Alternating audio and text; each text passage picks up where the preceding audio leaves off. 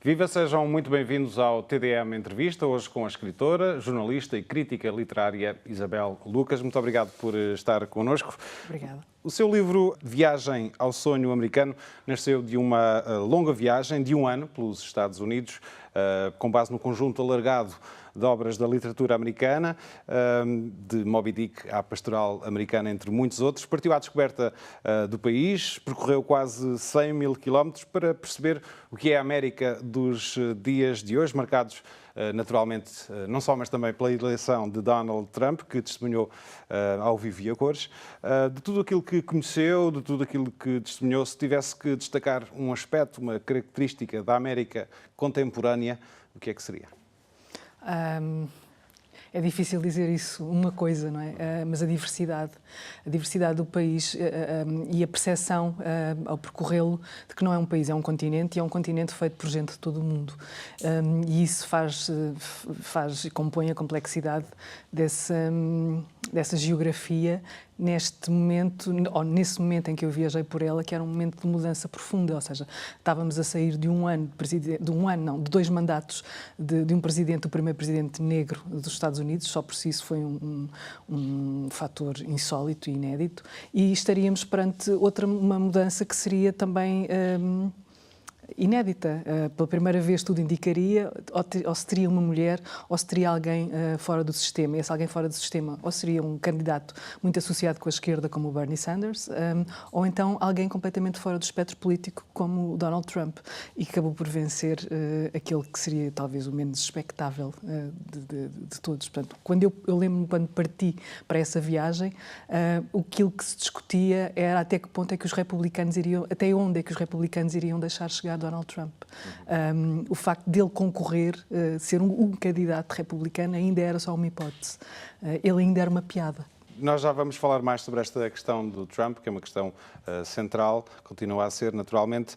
Perguntava-lhe pela relação entre os romances que escolheu, foram muitos, foram 16, e estas viagens que fez pela América. Como é que articulou estes dois aspectos? Sim, a minha ideia de partida para fazer esta viagem era a literatura. Eu trabalho com literatura americana há alguns anos e a ideia de fazer uma reportagem, ou um conjunto de reportagens que me permitisse conhecer um bocadinho melhor deste que seria o país e não fazer aquela típica reportagem de eleição, não é? Num ano de eleições, acompanhar só politicamente, não me interessava muito. Portanto, eu apresentei este projeto ao jornal onde trabalho, ao qual colaboro, o Público, e para a FLA, da Fundação Luso-Americana, que foi quem financiou e deu um apoio a esta viagem. Portanto, eles interessaram-lhe também que isto tivesse um contexto diferente e a literatura pareceu-me natural.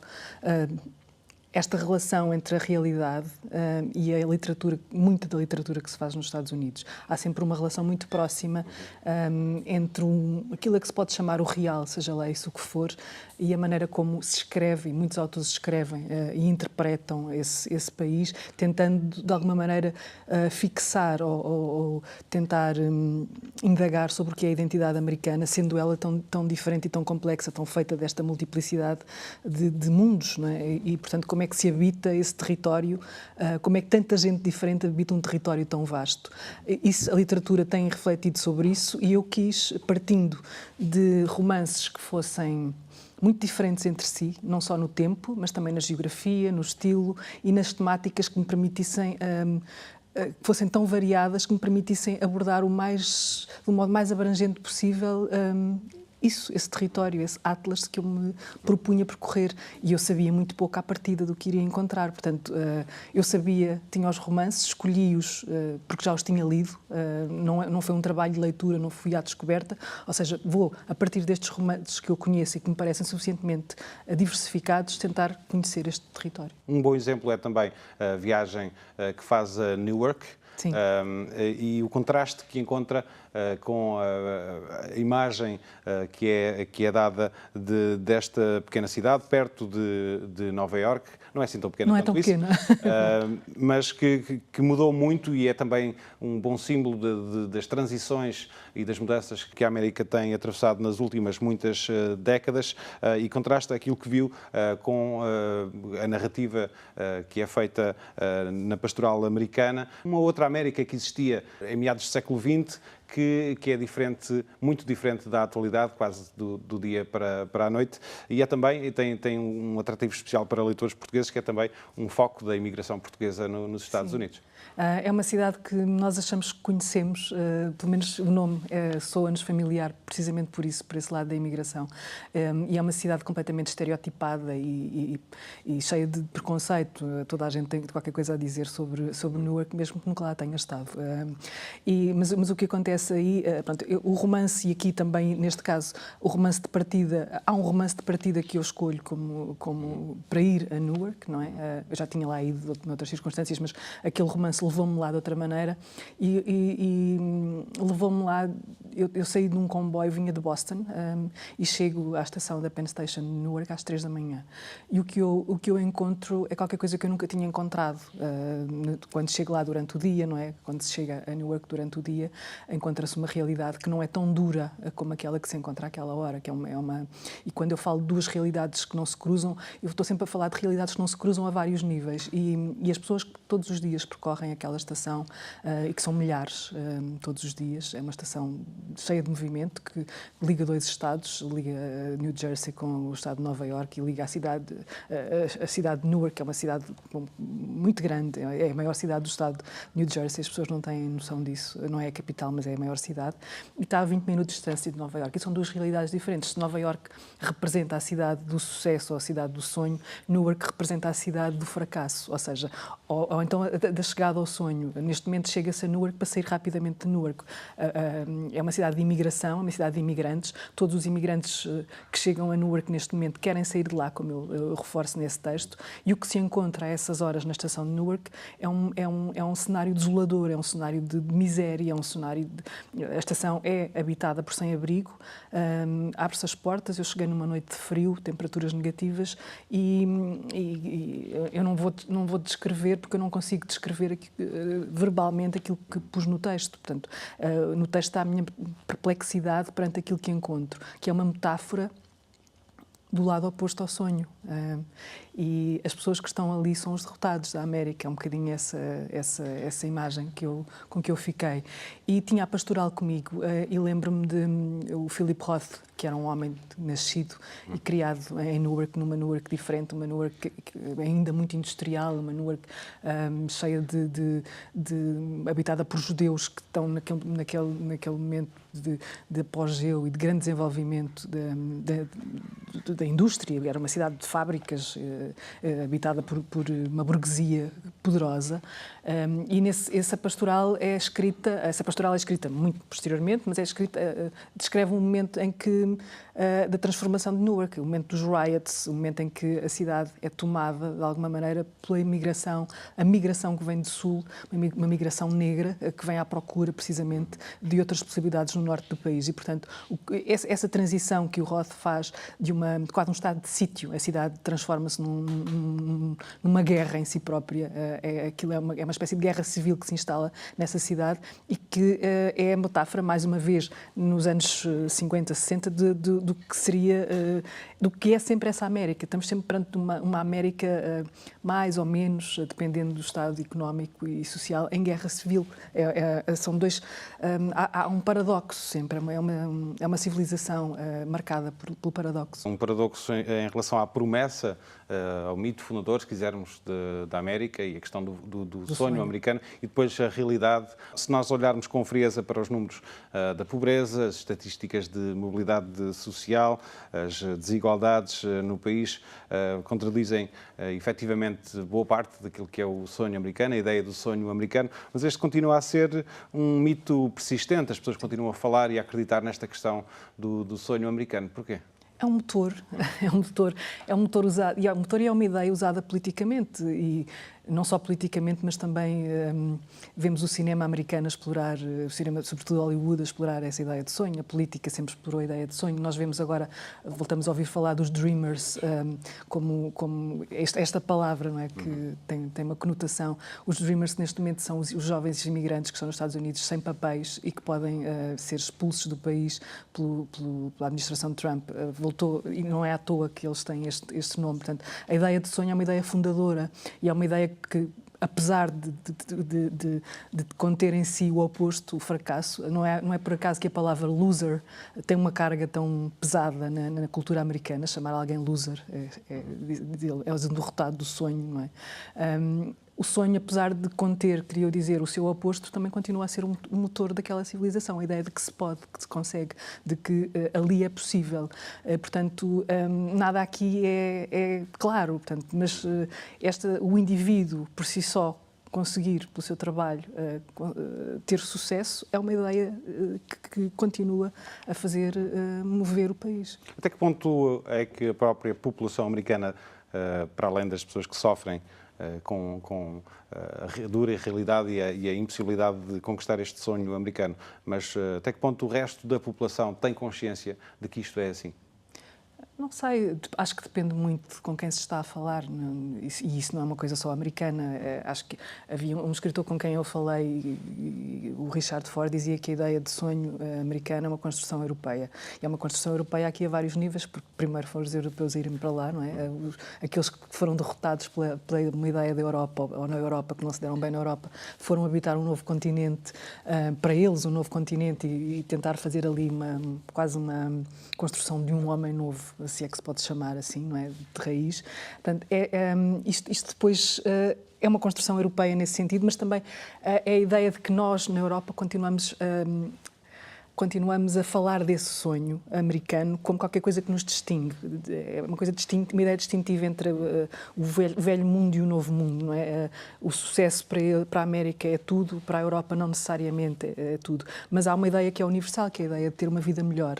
E vai para a América toda a gente quer ter uma vida melhor, toda a gente, sejam refugiados políticos, sejam porque têm dificuldades económicas no seu país, ou seja, que chega ali, quem vai para a América vai à procura de qualquer coisa melhor, e continua a ser assim. Os novos imigrantes, como é que são recebidos pelas gerações anteriores de imigrantes no país? A América é muitas vezes descrita e bem como um país de imigração, sim, que foi construído pelos imigrantes dos 4 cantos do mundo. Como é que é agora o acolhimento das novas vagas de imigrantes no país? Parece que é humano isso de quem chega a olhar, quem já está instalado a olhar com desconfiança para quem chega, esquecendo-se que um dia também chegou. Portanto, e há muitas cidades e há muitos sítios onde há uma espécie de escala de origem. Por exemplo, estávamos a falar de Newark. Os polacos chegaram e conquistaram a sua posição. Depois, a seguir, vieram os italianos e os portugueses e estavam no fim da escala. Os italianos subiram um bocadinho, os portugueses ficaram no fim. Depois vieram os brasileiros, agora a seguir aos brasileiros, vieram os mexicanos. Portanto, estamos sempre a falar de estratificação, onde estratificação é este nível de origem, portanto, de grandes levas de imigração que olham com desconfiança para quem vem a seguir. Isto não é assim em todo o lado, mas é assim em grande parte da América. Olha-se para quem vem como uma ameaça à posição que cada um conquistou. Isto faz daquela sociedade, ao contrário daquilo que se poderia pensar, em grande parte do país, uma sociedade conservadora, uma sociedade que tem medo da diferença e que reage com alguma resistência ao que vem de fora.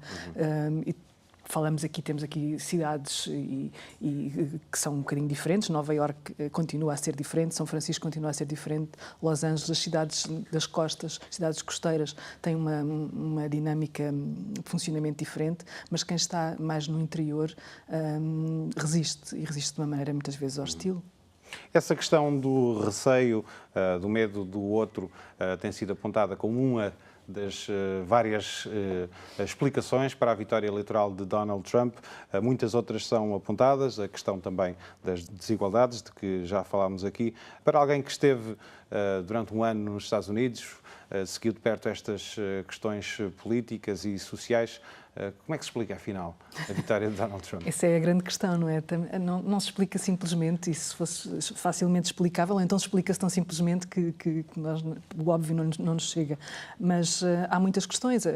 A questão de primeiro, ele ter aparecido como uma piada que ninguém levou a sério, mas que os órgãos de comunicação social sempre deram muito destaque, não é?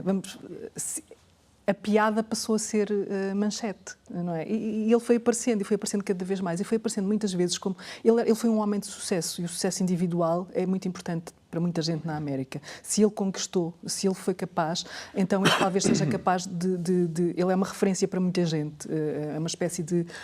quem olha para ele vê a imagem de uma pessoa que se realizou. Sendo que mesmo essa premissa não é exatamente necessariamente exatamente, verdadeira. Mas muita gente olha para ele assim. Depois era um homem fora de um sistema que muita gente acusa de ser culpado, entre aspas, ou responsável por grande parte da América estar neste momento a viver uma crise de emprego estamos a falar de zonas que foram altamente industrializadas e neste momento há falta de emprego e há uma população que vive de apoio social e se sente esquecida e estrangulada estamos a falar de muitas... os salários quase não aumentam nos Estados Unidos desde a altura do Reagan. Portanto, e o nível de custo de vida tem aumentado. A classe média está estrangulada. E é uma classe média que olha depois para o que acontece com outros estratos sociais. Por exemplo, é uma classe média que desconfia do apoio social dado aos mais pobres. Se eles têm, porque é que nós que trabalhamos não temos? E há aqui um cavalgar de responsabilidade e de vitimização e de culpa e uma certa... ressentimento, não sei se pode chamar ressentimento em relação ao que está a acontecer, que depois vê em pessoas como o Trump, e estamos a falar de muitas destas sociedades mais fechadas, que olham para o que vem de fora com o tal receio, o tal medo, e se alguém lhes vem dizer que os vai poupar a esse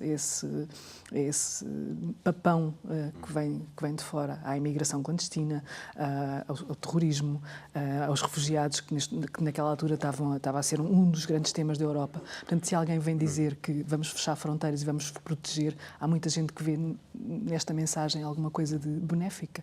Algumas das pessoas com quem falou disseram-lhe que ou votariam Trump ou Bernie Sanders. São pessoas que estão em polos opostos do espectro político. Isto denota, sobretudo, uma vontade grande de mudança. Sim. Mas também uma inconsistência ideológica. Sim,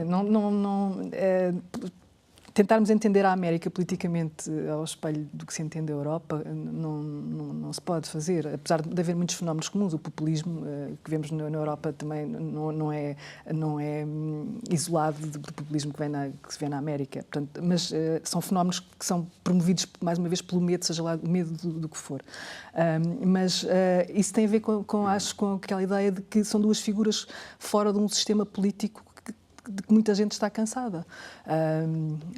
A senhora Clinton era vista como parte de um sistema que promoveu e foi promovendo esta tal clivagem social. Parte do sistema. Parte do sistema, sim. Portanto, aqui, ter um homem... muita gente me disse isso e muita gente... isso terá acontecido. Muitos especialistas em política me falaram disso, que se Bernie Sanders não concorre, então vota-se Trump. Por isso mesmo, para penalizar o sistema. A par destas questões, a questão da indiferença jogou também algum papel neste processo político na América? Sim, acho que sim. Acho que é curioso porque normalmente nas eleições americanas não se contabiliza a abstenção, sabendo-se que ela está sempre acima dos 40%. Não é um número muito diferente daquilo que vemos também na Europa. Mas há um não... Já não se sabe quantas pessoas não votam por serem clandestinos, por pertencerem ao tal... por se sentirem fora do sistema, excluídos do sistema e nem sequer estarem registados. Portanto, a quantidade de pessoas que paira à volta, ou seja, a contabilização da abstenção deixa de contabilizar uma série de pessoas que nem sequer são... não encontro o termo, mas é como se vivessem numa grande margem. E esta margem, estas fronteiras, a ideia de fronteira, e pessoas que vivem para lá da fronteira, é outra ideia crucial na América. Portanto, há pessoas que não votam, há pessoas que não querem saber, há pessoas que vivem alienados politicamente, mas isso acontece um bocadinho em todo o lado. Não é tão comum não haver uma economia tão dependente deste tipo de pessoas que são clandestinos, que estão à margem e que não querem... ou seja, que acha que o sistema, que podem cumprir o tal sonho sem tomar partido numa eleição. Em relação à questão racial, é sempre uma questão que está presente no discurso social e político nos Estados Unidos. Acha que é cada vez mais assim, nesta nova era, neste novo tempo, se quisermos? Eu acho que se acentuou porque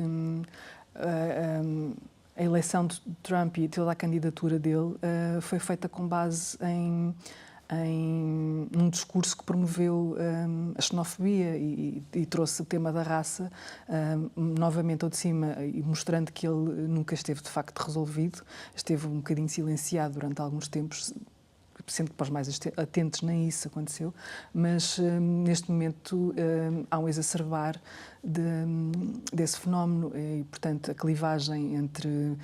e as estatísticas estão a vir e cada vez há mais estudos que mostram que os mais à margem na sociedade americana são os negros, continuam a ser os indígenas, os índios, e, portanto, é a população que é mais condenada à pena de morte, é a população que é mais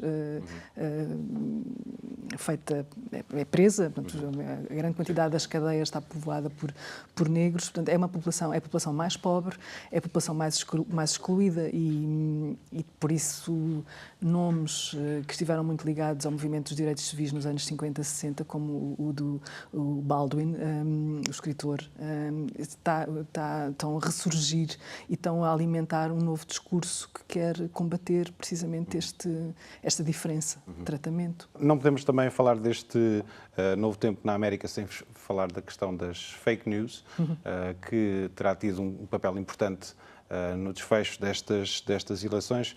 Como jornalista também, como é que viu este fenómeno no terreno, nos Estados Unidos, ao longo deste período eleitoral, desta campanha, destas últimas eleições?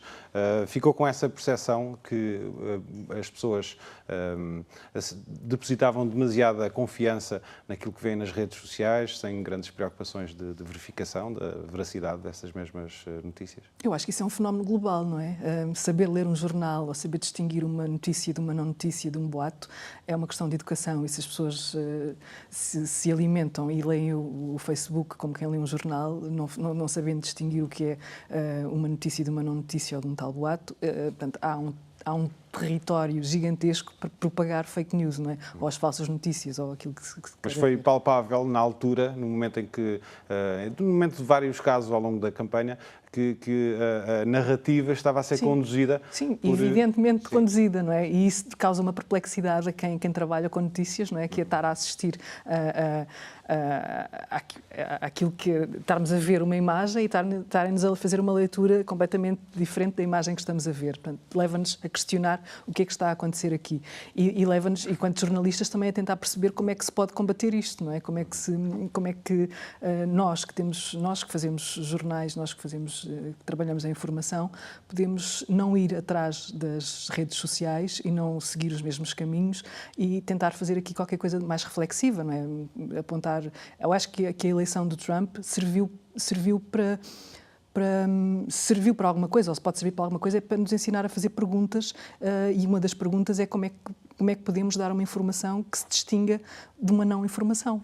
E como é que se faz isso é uma questão que deixamos em aberto, não é? Quando vemos... outra coisa que me fez pensar é a negação de factos. Não só as fake news, mas a negação de factos. A negação de que há uma alteração climática. Os não é? factos alternativos. Sim, a negação de que o tabaco causa cancro. Este tipo não é são factos, está provado. E há pessoas que vêm dizer que não e há pessoas que vão atrás e querem acreditar como se isto fosse uma questão de fé. E aqui entram muitas coisas. Não é? Alguém dizia que a promessa de riqueza individual, que está no centro do sonho americano, não é suficiente para se construir ou para se consolidar uma nação. Isto é também uma crise de valores, esta situação que está a viver na América nos dias de hoje? A crise de valores, talvez, mais uma vez, não seja só americana, seja global, mas quando um país é composto, como eu disse no início, por gente de todo o mundo e que vive à procura de uma identidade, não é? Que que se alimenta quase obsessivamente da construção épica de nação, não é? Temos aqui o cinema quer um épico, o romance quer um épico, a América quer se constituir como grande império, portanto, e quer manter-se como grande império, e estas ideias... Quer voltar a ser um grande império. Sim, voltar, estamos aqui numa fase que não sabemos muito bem qual é, estamos a assistir, estamos a vivê-la neste momento e é difícil distinguir, mas esta ideia de épico é persistente e tem a ver com a tal construção de identidade.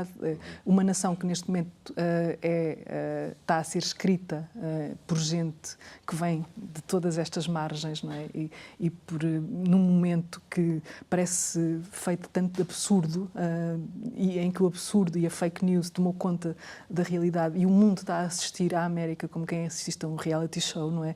É estranho. Mas como é que... Eu acho que é preciso tempo, um tempo para discernir e para percebermos o que é que está a acontecer, por mais que isso nos cause algum incómodo. Falou na questão da identidade e da procura ou descoberta ou redescoberta da identidade. Esta também uma das constantes da própria literatura americana, ou não? Acho que sim. E falava há pouco desta ideia persistente e permanente de se estar sempre à procura de um grande romance americano ou daquilo que é o grande romance americano, sendo que muitas vezes isso se define como um romance de uma certa mediania, como se pudesse traçar uma média do que é ser americano num determinado tempo e num determinado contexto, leva-nos também a isso. E há uma identidade, e mais uma vez, se há uma literatura americana, essa literatura é marcada sempre pela grande diversidade, seja temática, seja geográfica, seja racial ou étnica, como queiramos dizer. Portanto, ler um romance americano, eu acho que se percebe esta palavra americano, não é? E não é à toa que quando se fala dos Estados Unidos se diz a América, e eu escolho por mais, se calhar, sensível que seja, não dizer Estados Unidos da América ou a América do Norte, mas a América, não é? É uma ideia é possível, acho que é fácil ler, quando estamos perante um romance americano, sem saber que ele é americano, perceber que há ali uma identidade que tem a ver com aquela geografia.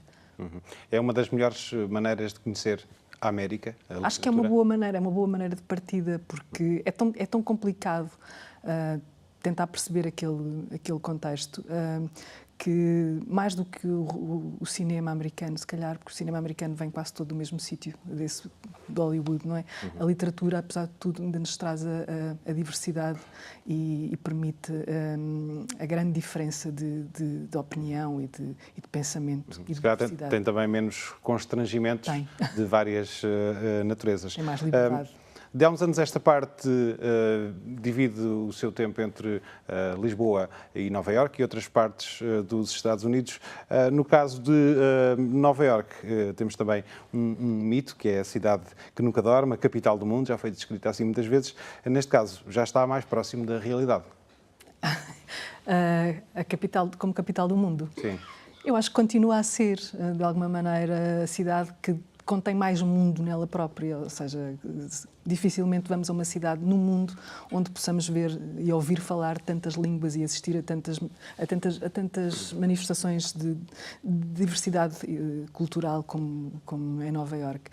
Como é que vai ser? Não sei. Nova Iorque está a ser tomada, como também muitas cidades no mundo, pela chamam-lhe hipergentrificação, uma grande especulação imobiliária, tornou-se matéria de consumo, é uma cidade para consumir, não é? As pessoas vão a Nova Iorque para consumir Nova Iorque como se fosse um produto, e isso pode ser pernicioso para a própria vida da cidade, que é uma cidade que foi feita sempre e alimentada pela diferença de quem a habita e de quem lá vive e de quem a escolhe para passar 2, 3, 4, 5 anos da sua vida para beber um bocadinho daquela energia e deixar e ser contaminado por ela. Portanto, como é que esta cidade capital de império, não é? Ou capital do mundo, como a vemos, continua a será, é uma metáfora, não sei, eu continuo a ir lá para beber um bocadinho dessa energia, faz-me falta, mas não, é tal história, estamos a percorrer as ruas de Nova Iorque a tentar perceber como é que esta civilização se vai movimentar, como se fosse quase uma metáfora do momento que estamos a viver.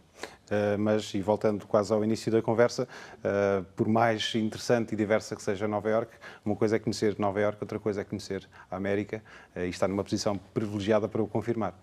Sim, há uma frase, eu não sei se eu vou reproduzir exatamente assim, que é toda a gente, mesmo os americanos, muitos americanos, se revêem em Nova Iorque, olham para Nova Iorque como uma espécie de